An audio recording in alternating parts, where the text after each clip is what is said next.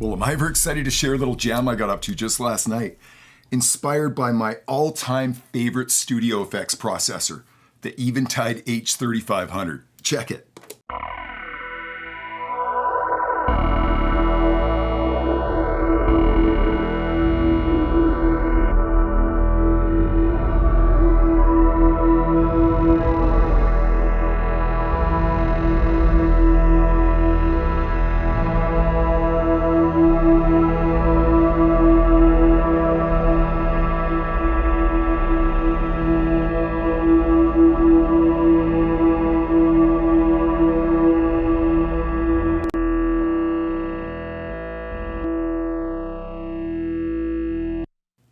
Well, that is the epic and iconic H3500 in sampler mode. There's something magic about the analog to digital and digital to analog conversion that's going on inside this box. This piece of gear is ancient. The thing is almost 40 years old, yet it does things that nothing can touch to this very day. And I believe it has everything to do with the inherent architecture of the design of this unit. There's all kinds of crazy DSP going on inside that box. And when you open these things up, they're just scary inside. There's so many layers of chips plugged into more chips and boards, and there's a lot of technology going inside that box. And in the end, the result is just unreal. Yeah, I believe one of the reasons that the 3000 series became such an iconic piece of gear in the studio had everything to do with the fact that it was so intuitive to use.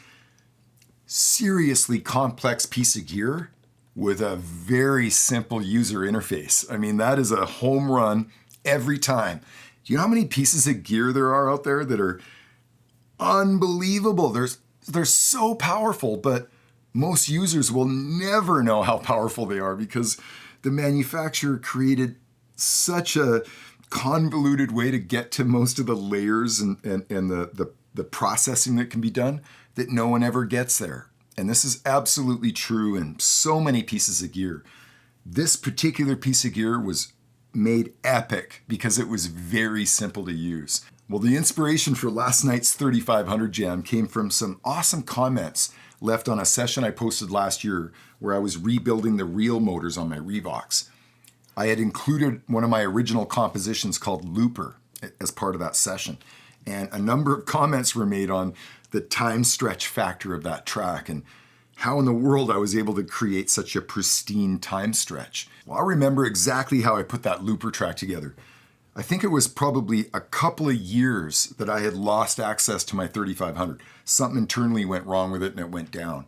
And I remember finally shipping it to Eventide for a servicing and getting it back. And the day that I received it back, I remember running out to the studio, plugging that thing in and just being like, I'm gonna create something from scratch today using nothing but the H3500. And that's exactly what that track Looper is. It's purely sourced and made with the H3500. Last night, I came into the studio and I basically said, I'm gonna try and do the same thing. Just create a brand new ambient track based entirely on the H3500, using it as a source sampler. So this little work in progress and jam that I got up to last night is nothing more than me just messing around with the 3500, doing things like sampling little chunks in and stretching them out, feeding those samples into really long delays. I've got a stereo delay set up in this where one side is 2600 milliseconds and the other side is double that, 5200. So we're talking like 2.6 second delay on one side and a 5.2 second delay on the other. That sounds extreme, but I strongly encourage you to set stuff like this up because, oh man, it creates so much cool ambience. When you start feeding what you're playing into long delays, sometimes maybe with regen on, sometimes maybe with no regen, it can create such cool effects.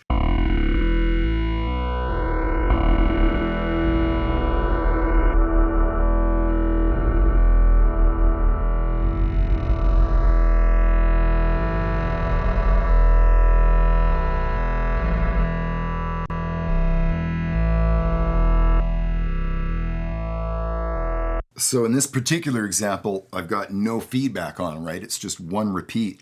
It's so effective in the mix. It's sort of unreal how the phasing in the stereo image just gets absolutely crazy when you start using really long delays, panned hard left and right. Because of course, they're gonna start interacting with one another, right?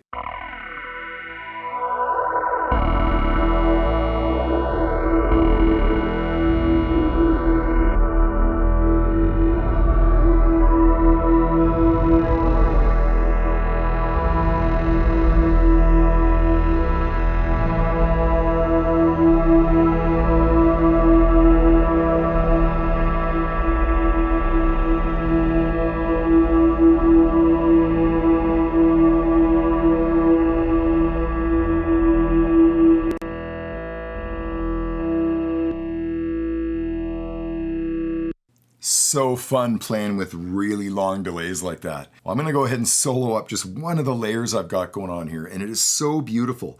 It's nothing but a ping pong delay with a really long regen that's been recorded in my DAW and then reversed. So I'm sort of using it to add a building character to this ambient track I'm putting together. Check it.